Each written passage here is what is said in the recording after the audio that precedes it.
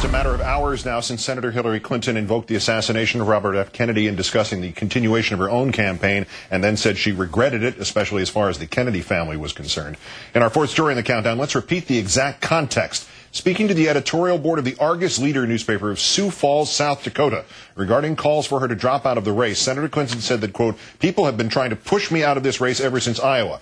Asked repeatedly why, and finally, did she buy the party unity argument? Her answer, quote, I don't, because again, I've been around long enough. You know, my husband did not wrap up the nomination in 1992 until he won the California primary somewhere in the middle of June, right? We all remember Bobby Kennedy was assassinated in June in California. You know, I just don't understand it. You know, there's lots of speculation about why it is.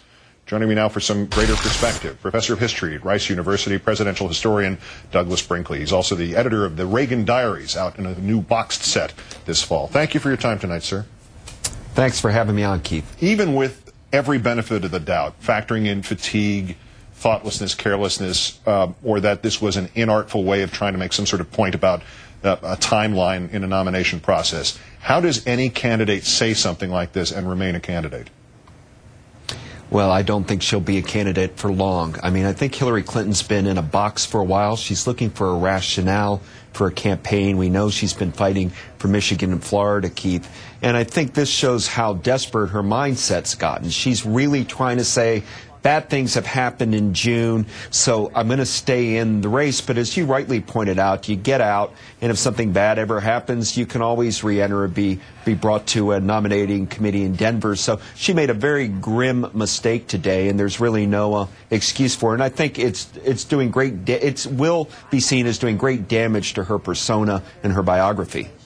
For something this politically and historically charged, does the context, does the intent really matter, or is this a standalone comment? Is that the real box that she's in from what happened today? I think we'd like to think this was just a mistake of fatigue, but she had floated something similar in March to Time magazine. Yes. So this idea has been in her mind for a while that but for her to articulate something that dark means she's no longer really in the game. And I think that somebody has to intervene here. People that love her, care about her, and say, look, it's one thing to be the hard fighting gal who's not going to give up and you know, no retreat. It's another thing when you make a comment like you did with USA Today, which created a racial division, and then you make a comment like this about Robert Kennedy's assassination. This is not Hillary Clinton at the top of her game. She should get out when she's on top. She's every day losing credibility with people. And I'm afraid, Keith, you can't make a Leno and Letterman types can't even make a joke about the latest comment because it's just so dark. So it's almost become now a kind of pathology we're dealing with.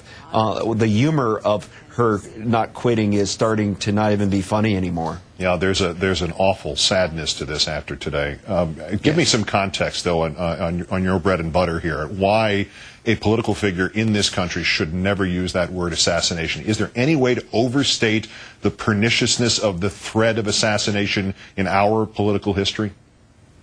No, and you know, it's not just the Kennedys or Martin Luther King, yeah. But we've had attempted assassinations forever. And look at the black community with Malcolm X and Martin Luther King losing their two leaders. The word assassination in a context where you're working against Barack Obama right now, it's really bad taste. And I'm troubled that she didn't today come out and do the whole mea culpa apology, but instead kind of did a mamby-pamby, well, if I offended somebody, well, you offended everybody. So come out and try to come clean on it. So again, I think it's somebody who's in a bit of a depression and a meltdown, who's unable to, represent the best side of her nature, which we know because she's been a good senator, she's been a spirited person, but this was the low ebb of her campaign thus far and really of her political career. And never referencing Senator Obama in that sort of half-baked apology either. Well, I think you said it. There's something sad about it. When you hear that she did it, you recognize this is somebody who is a master politician and a great senator, somebody who, if she got out of this race and Obama lost, could win or win the nomination in 2012, Senate Majority Leader, possible VP. And instead, you feel things going down the drain here at the end, this Friday. And I think her best bet is tomorrow to do something that's emotive and show that she realizes just how insensitive this remark was. Douglas Brinkley, professor of history at Rice University, presidential historian extraordinaire. Thank you again for your time, sir. Thank you, Keith.